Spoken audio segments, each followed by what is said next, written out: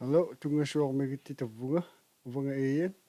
Tana Nunavut may MP businesswoman kuru nung mga kinaw yakatakaw na kahit yun na may suka the barangot lang na kami. Interview to dito takitiw yakakasuksu. Takung wasak na Major shareholder in Envision Insight Group. Envision Insight Group ko. To siya mayawa ka Nunavut mo yun An Ottawa company that sells Indigenous cultural sensitivity training. After she was Cultural sensitivity training. Business there. elected in 2021, that company received $454,250 in federal contracts.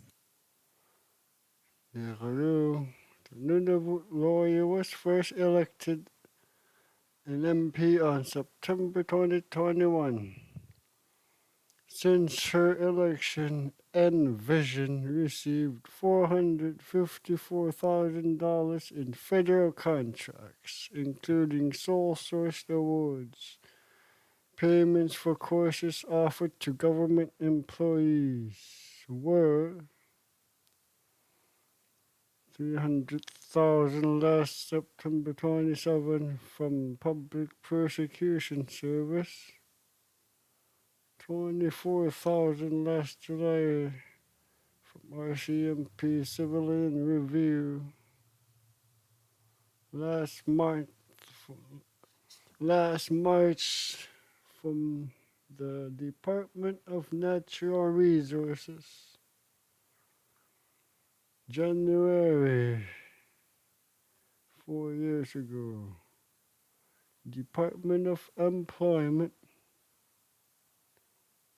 Gender Equality,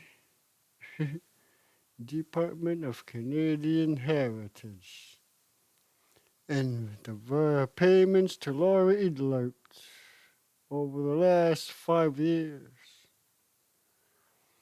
Envision Insight Group executives include Victor Tutu, brother of former Liberal Fisheries Minister fornicator Hunter Tutu.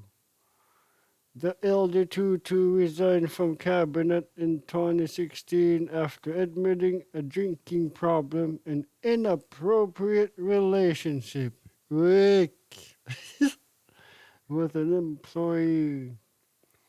The Liberal Party subsequently lost Tutu's Nunavut riding to the New Democrats. Envision prior to 2021 election received 17 federal contracts in 4 years, totaling $500,000.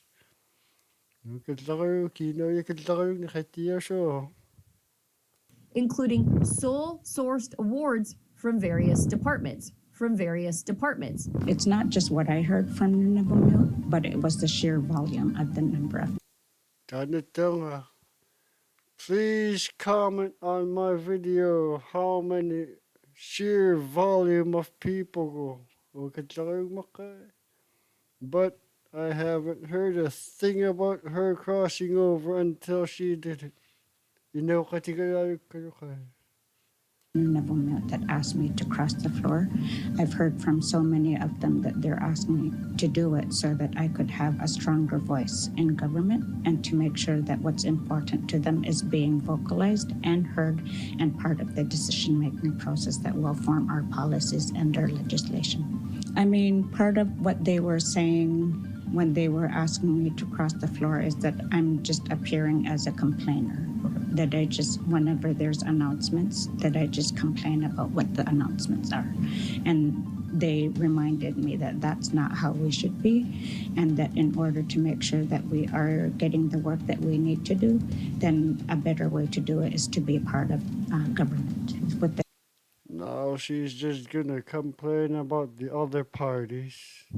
The sheer number of people that were coming to me, along with her deeper pockets. It started to every day to feel like I was betraying the wrong week people. in Ottawa. She was betraying the wrong people. What the Why would she have the need to betray anyone? Just after it broke late Tuesday Her latest interview ko sakit at igayak ko sakit ako kung napuka. evening that Nunavut MP Lori Idlout was crossing the floor from the NDP to the Liberals. The change gives the Carney government 170 seats, just too shy of a majority. There's been lots of speculation about why Idlout decided to join the Liberals when she did, but we thought we would let her tell you directly herself, and she joins me now today. Welcome to Nation to Nation, Lori. Oyanamik Fraser, thank you for having me.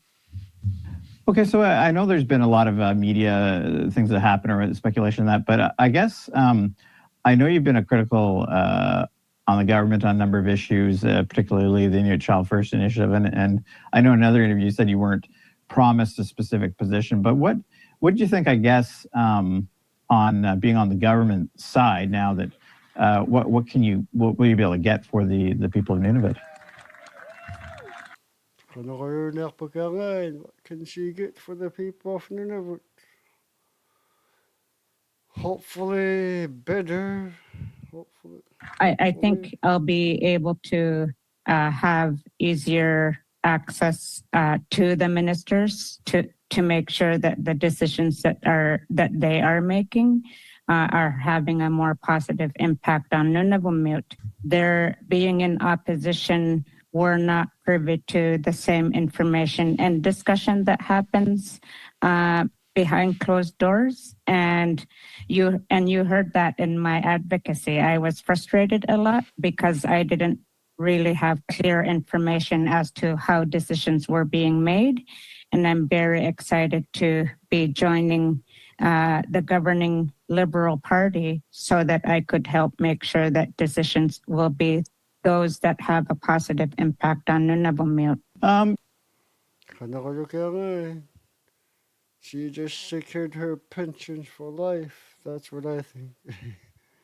Yeah, and there's a number of issues that you've been asked about with it, and from what I understand, reading other media. Or if she doesn't lose her seat by 2001 until 2027, she got one more year to go until she gets her pension or something like that. We've been thinking about it from a long time, but I guess what made you make the... She's meeting the Liberal government. this decision at this time, and is there anything the NDP could have done?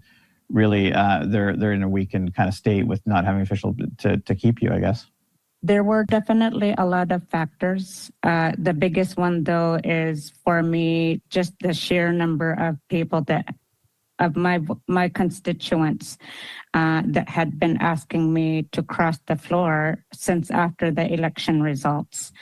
And it was starting to just feel like I was betraying the wrong people, like I was betraying my constituents by ignoring them and not listening to what they were telling me as really good guidance.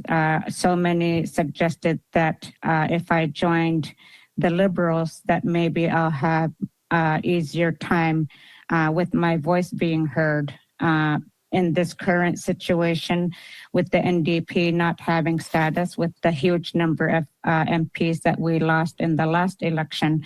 It's been such a great challenge to be heard at the House of Commons. And so kay Makarong, NDP almost got wiped out.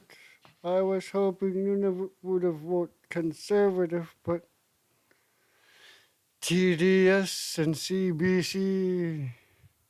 And I think that I'm hoping that I will start seeing immediate impacts as to how decisions can be influenced based on me being able to give my guidance, advocacy, and really always ultimately amplifying the voices of Nunavut so that we can have as a government not just positive impacts to Nunavut, but Canada and abroad as well.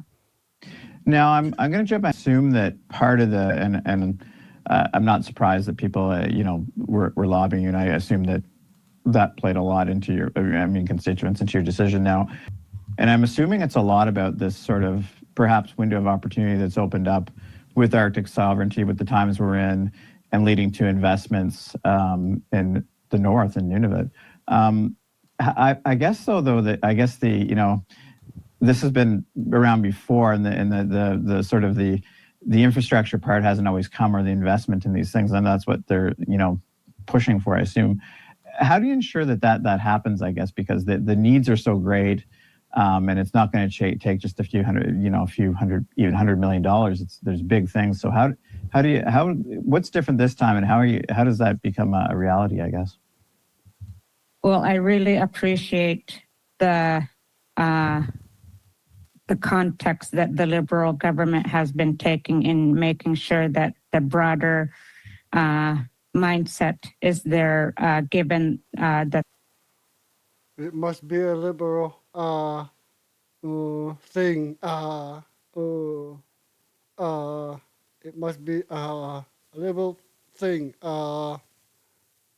threats, for example, given by the President of the United States. Our current political environment is so different now than when we were first in Parliament, and the risks that exist. I think that it's so important that when it comes to Arctic sovereignty and Arctic security, investing in people, I will have a direct working relationship with ministers. I will have a voice in whatever committee I might end up in. Major shareholder in N. Tamang Hanroyobuka, Hanwigibisugdikatan, MP Kotibutan, Nunavut MP Lori Idlout. Hopefully, it'll be better for Nunavut as a whole. But if you make it this far, thanks for watching. We'll see you next time.